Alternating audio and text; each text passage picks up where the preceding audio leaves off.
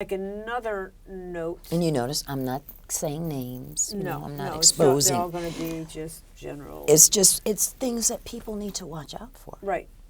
Yeah, especially, when some people, their authenticity is, a charming, kind of thing, So I wanted to kind of go back a little bit to some other aspects of, your work and your life.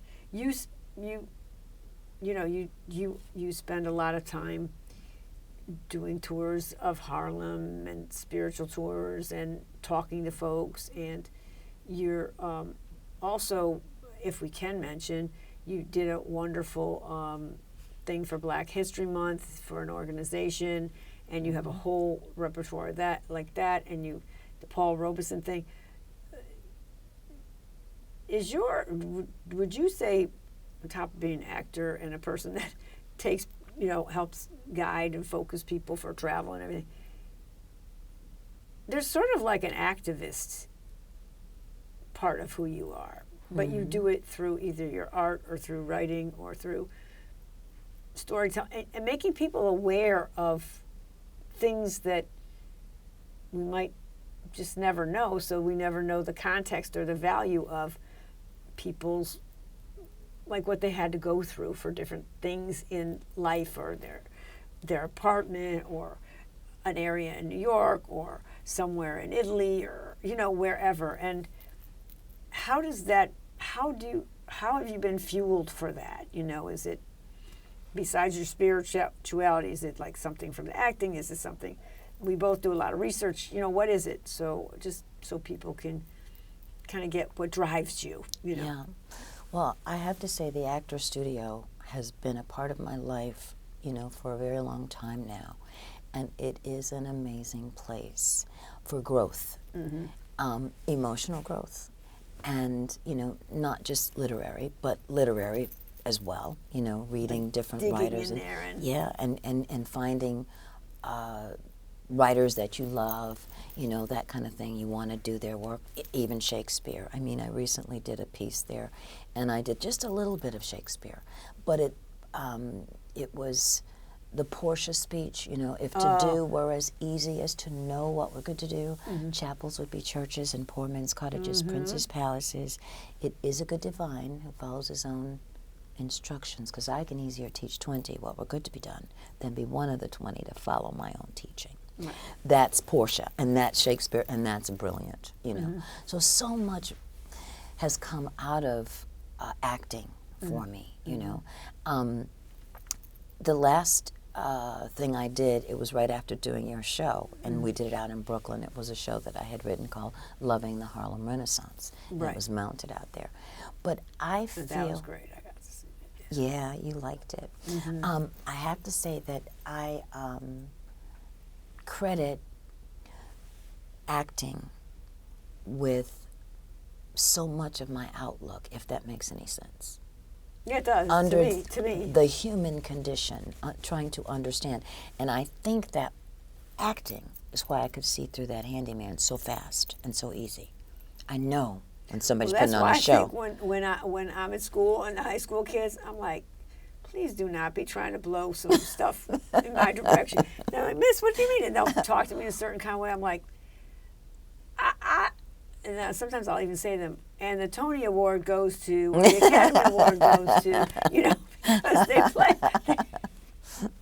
But see, you're an actor too. So see, Right. That's why, acting has done so much for my life, even though I had a bad news when I first got here. The woman said, you're not going to work. I said, why? She said, because age, race, and socioeconomic status needs to be immediately, understood from you. And none of that's clear. So you're not going to work. Yeah. And I said, well, we'll just see about that. Yeah. Now, a lot of the work that I did, for like One Life and all that, granted, it was just maybe one line, in under 5, or a lot of background or whatever, but I did work. Right. And so she was wrong about that. Right. And you created your own shows that weren't very successful.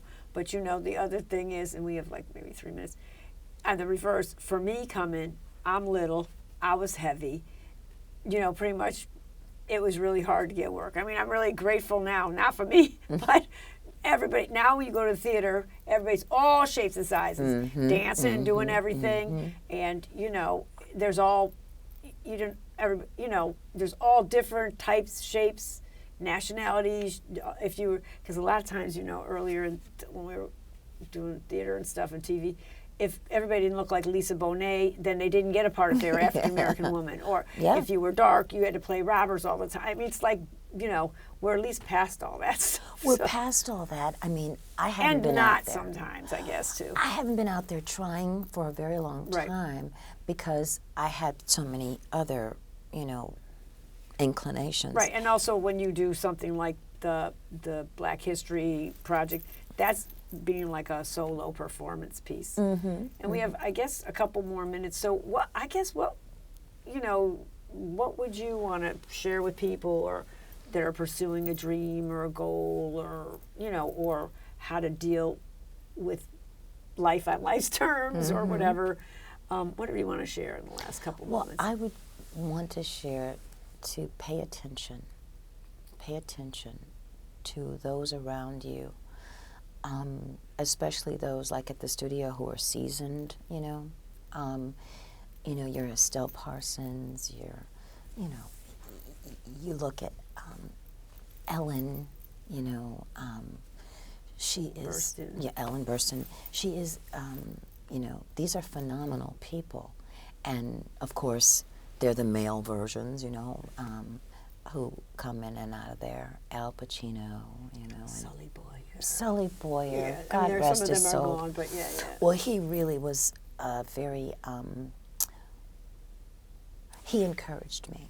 Barbara Covington Portier, who Barbara I Covington studied with Portier. her. Oh my goodness! I mean, it's quite a list, you know. And some of the things that you hear there, you know, like I remember once one of the teachers said, "Now acting is a calling. It's like the ministry, and you're not going anywhere until you answer that call." Right. And that's true.